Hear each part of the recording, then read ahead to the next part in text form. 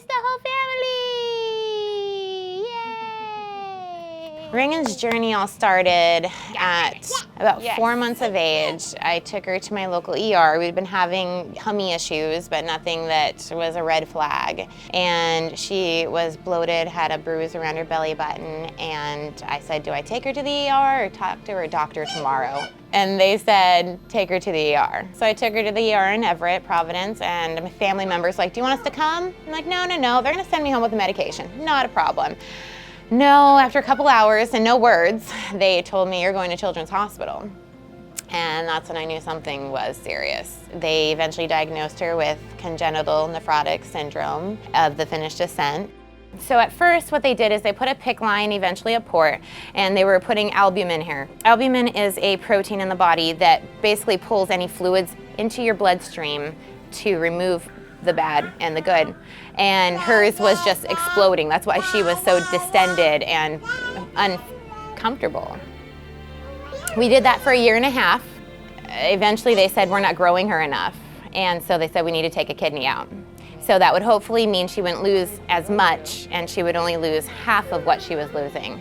So we did that in this March of 2016, did that for 1 year, and they said we're still not growing her enough, so we need to remove her other kidney. And we're like, okay. And they're like, no, this means you're on dialysis.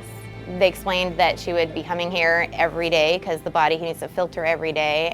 So when I first met Raegen, she was end-stage renal disease, meaning that her kidneys didn't function. So she basically had to be on a machine to try to compensate for the function of her kidneys.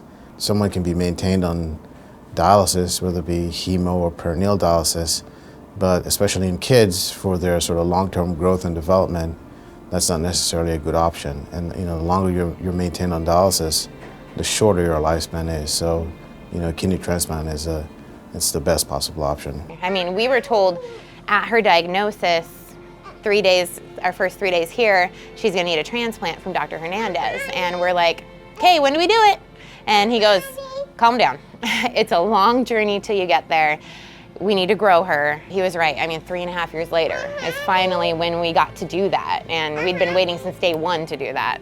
And in smaller kids, one of the big complications we worry about is putting in a new kidney and then it malfunctioning or not functioning. And so, generally we try to get kids in a certain state where they're healthy enough on dialysis.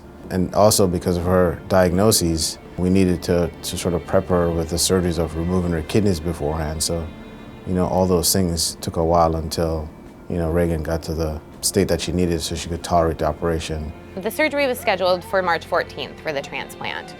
I've never had surgery, so to be on a selfish end a little bit, my daughter has had like 8 or 9. And I'm like, gosh, what happens if something happens to me, But at least I knew she was gonna be okay.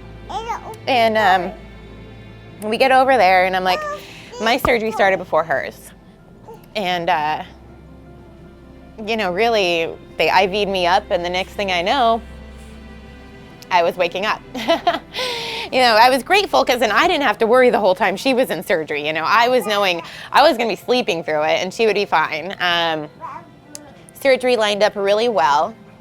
Almost as soon as they took out my kidney, they were able to run it over to her and put it into her. There wasn't much wait time in between. She had done just fine in her surgery and they said it went just textbook. Yeah, you're okay. So Raegen's prognosis is excellent.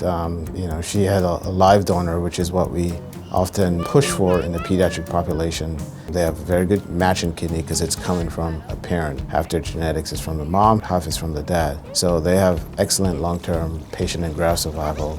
So next, it's the last leg of our journey-ish. We have pretty tight appointments for the next 6 months as we monitor her anti-rejection levels. Once that's under control, it'll just be 2 pills twice a day for the rest of her life. The only unfortunate thing is this kidney won't last forever. We wish they did. People think you get an organ, you're good. No, they do wear out because it's not their own organ, so we'll do another one in 20 years or longer. And thank you, Children's Hospital, for taking care of us and guiding us along the way. Thank you, Dr. Moonji. We appreciate the journey you've taken us on, and thank you so much to Dr. Dick. We appreciate the transplant.